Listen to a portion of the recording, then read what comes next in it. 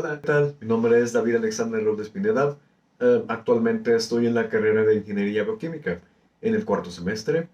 El proyecto que voy a hacer pertenece a la carrera de Bioquímica, dirigida por el profesor Jesús Miguel Castro Montoya. Espero les guste mucho este proyecto.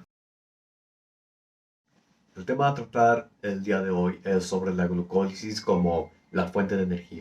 Hablaremos sobre cómo la glucólisis se estudia exactamente para calcular y saber con exactitud cómo ocurre como base para la bioquímica celular. También vamos a saber qué es exactamente la glucólisis, los pasos que se usan para realizar las tipo reacciones que suceden de acuerdo con el proceso de la glucólisis, donde también veremos cómo es la producción con el fin de que se produzca la glucólisis, saber las reacciones que hay y pues veremos también cómo y qué pasos se requieren para pues seguir este proceso. Pero no tiene nada de qué preocuparse, pues vamos a resolver todas esas preguntas en este video. Espero que os sirva de ayuda. Pues procedamos.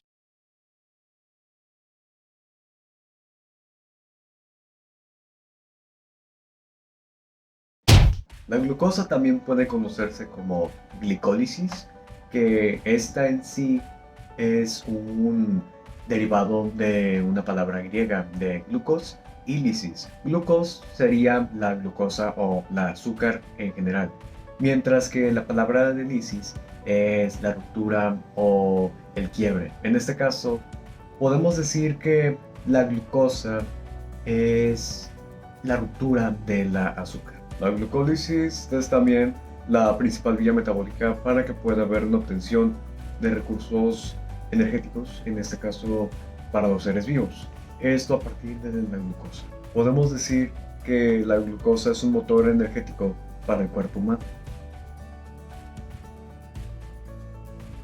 La producción de la glucólisis ocurre en el citoplasma de la célula. La glucosa va a proceder a oxidarse para después obtener dos moléculas de piruvato y de ahí pues podemos utilizarlas para cualquier ciclo que nosotros queramos usar. Hay muchos de distinto tipo, pero en este video vamos a centrarnos con exactitud usando la de Emden Meyerhoff en honor a los dos investigadores que la describieron en primer lugar. En primer lugar, hablaremos muy brevemente sobre lo que es el ATP y el NADH.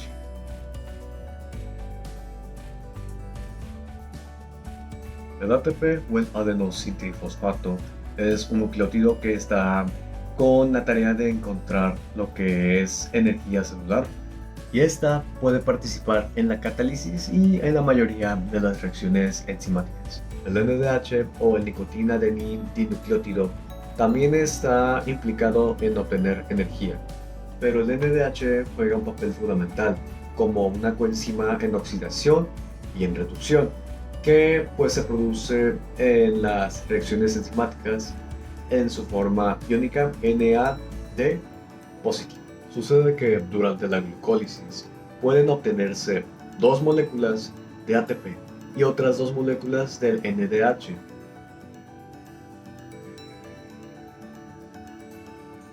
La aerobia es cuando hay condiciones de presencia del oxígeno. Pues como resultado de la glucólisis, es debido a la presencia de dos moléculas del piruvato, donde se metabolizaron luego en el periodo de Krebs y en la siguiente fosforilación oxidativa, que es la fase final de la respiración celular, pues llegó a la conclusión de que sería la glucólisis aerobia. No obstante, en condiciones de falta de oxígeno o en las que se requiere obtener de manera urgente energía, como cuando aún no hace ejercicio, es que se genere el denominado de la reacción glucólisis anaeróbica. Aquí podemos decir que es cuando falta la presencia o, bueno, su presencia no es tan constante en el sistema en el que habita. En este caso, los piruvato, las dos moléculas de piruvato, no están presentes, se están reduciendo a una etapa pues casi inexistente, hasta producir dos moléculas de láctaco que se generan en lo que es el ATP, para luego obtener de manera instantánea que por medio de la fase de la fosforilación se le podría conocer como la fermentación láctica. Ya que conocemos mejor los factores que están relacionados con la glucólisis, pasaremos ahora a lo que son las etapas para que la glucólisis pueda suceder.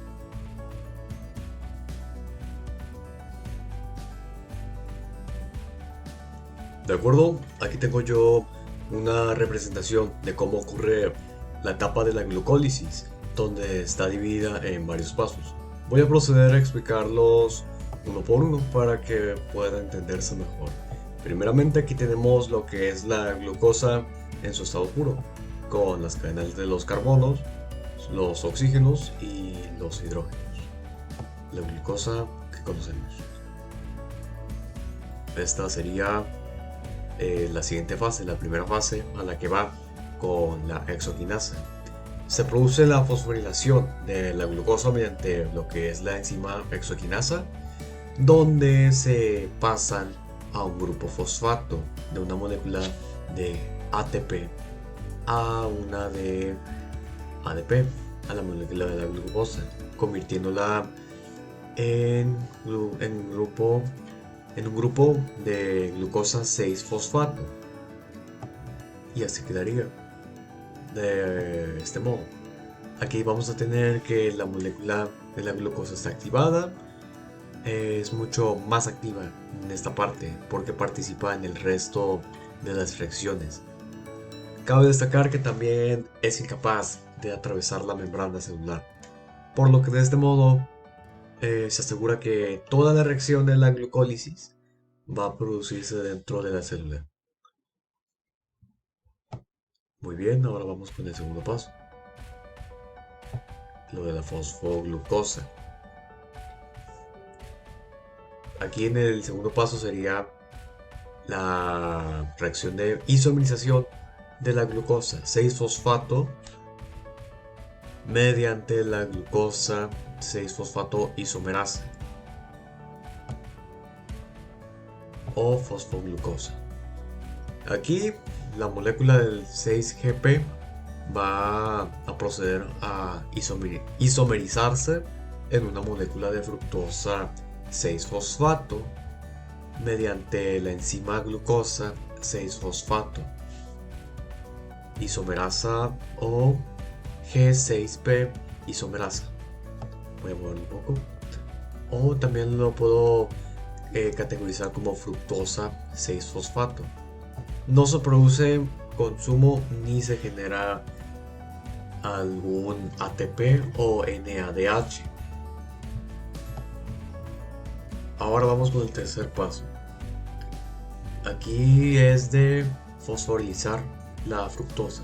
Fosforilación de la fructosa 6-fosfato mediante la fosfofructosa quinasa 1. Aquí sucede casi lo mismo que en el primer paso. Va a pasar a un ADP. Y a ver, quedaría así. Agregaría otro. Había uno aquí en el primer paso y ahora que hay otro. Aquí vuelve a consumirse un ATP porque la fructosa 6-fosfato va a recibir un fosfato de su carbono 1 a través de la enzima fosfofructosa quinasa 1, que va a convertirse en la fructosa 1,6-bifosfato. Es fundamental e irreversible y es el punto de control de la glucólisis. Se produce en esta fase ya que la glucólisis puede producirse no solo a partir de la glucosa.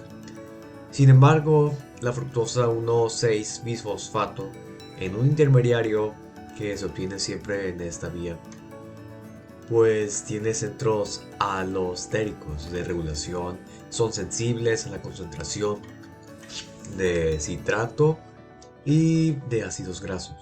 que son unos intermediarios de otras reacciones y pueden regular la producción de lo que es o el no el piruvato a través de la glucólisis. Y quedaría como fructuosa de 6-fosfato más ATP. Y esto da una reacción de fructosa 1,6-bifosfato más ADP. Esto, una disculpa, no lo coloqué. Pero ya están enterados. Ahora, como cuarto paso, está lo de la producción del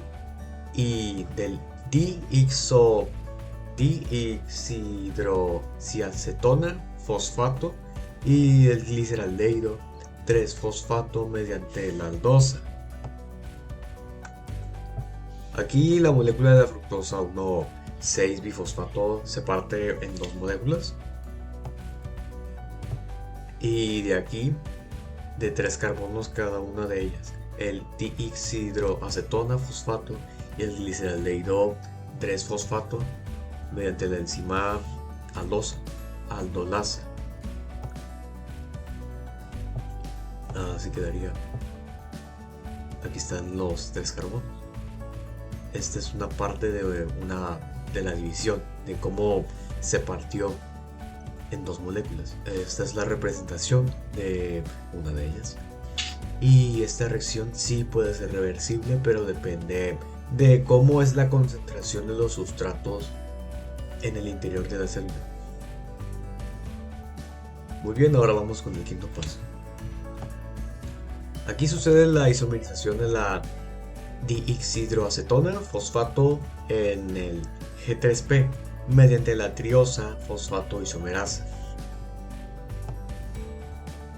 Sería aquí. Esto sucede. Aquí el dihidroacetona fosfato no va a seguir la ruta de la glucólisis, por lo que sería necesario que se isomerice a otra molécula de gliceraldehído 3-fosfato a través de la triosa fosfato isomerasa.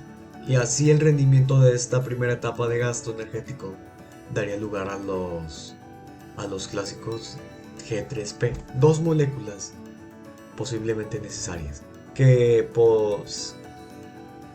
posibiliten la generación de 4 moléculas de ATP y 2 de piruvato por la duplicidad de las reacciones que ya pasaron. Un gliceraldehído 3-fosfato. Ahora vamos con el sexto paso. Aquí sucede lo que es la fase de beneficio energético de la glucólisis.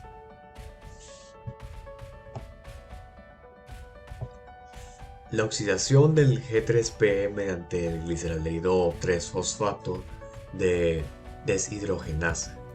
Aquí el gliceraldehído 3-fosfato puede convertirse en 1,3-bifosfoglicerato, ya que la enzima gliceraldehído 3-fosfato deshidrogenasa va a añadir un ion al fosfato de carbono, al 1 del gliceraldehído 3-fosfato, mediante la reducción de un grupo NAD. De esto se le va a agregar una molécula de un ion de hidrógeno. Y aquí va a aumentar la energía del G3P. Así quedaría. Se le agrega uno de estos acá abajo. Solo que aquí hay otro oxígeno. Este oxígeno se sincroniza con el de acá. Como séptimo paso está la obtención del 3-fosfoglicerato y ATP mediante fosfoglicerato quinasa. Aquí se genera la primera molécula de ATP, que en el balance total de la glucólisis hay 2 de estos, porque estas reacciones producen en cada una de las 2 moléculas generadas al final del quinto paso. Entonces, la enzima fosfoglicerato quinasa va a transformarse en una molécula de ADP.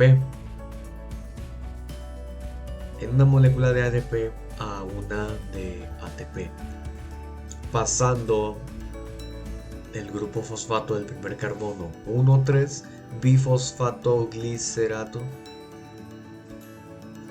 y se va a transformar en un 3-fosfoglicerato.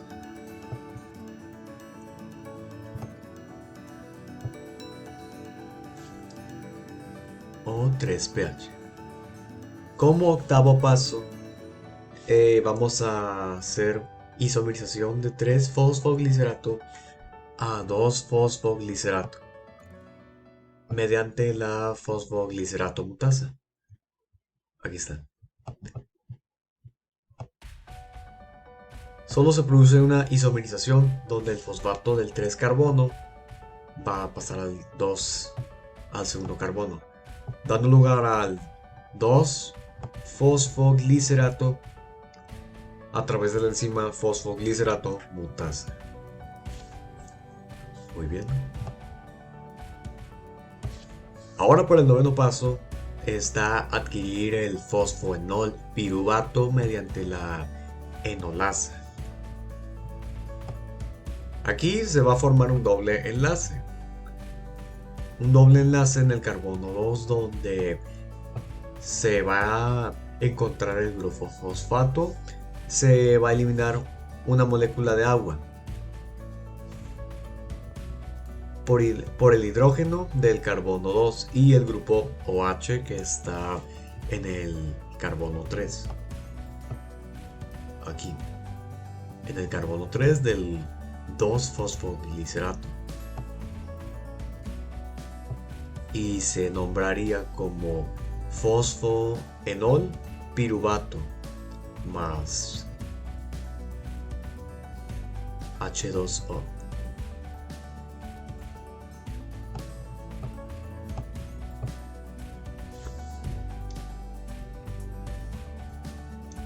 Ahí está.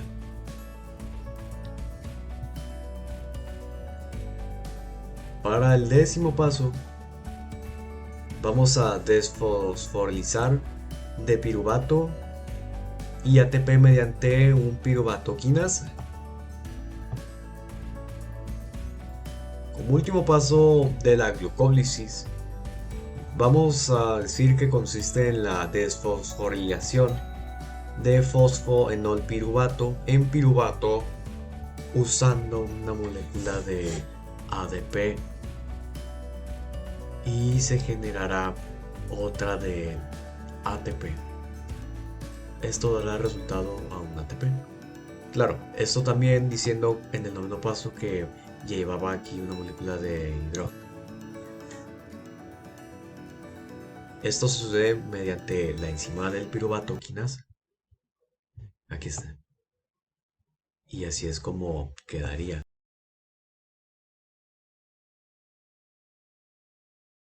Para concluir con el tema visto el día de hoy, podemos decir que la glucólisis en sí es una principal vía fundamental para el metabolismo, para que en sí pueda ocurrir la ruptura de la glucosa y pueda producir el piruvato. Esto pues para que pase a la fase de la glucólisis.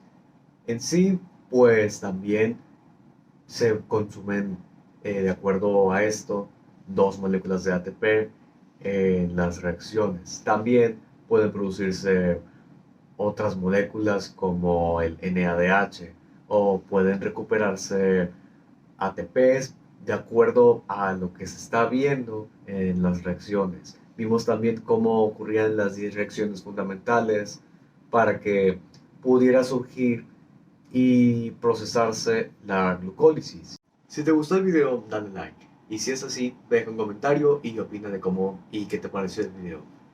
También puedes seguirme en mis redes sociales y mi nombre es David. Y esto ha sido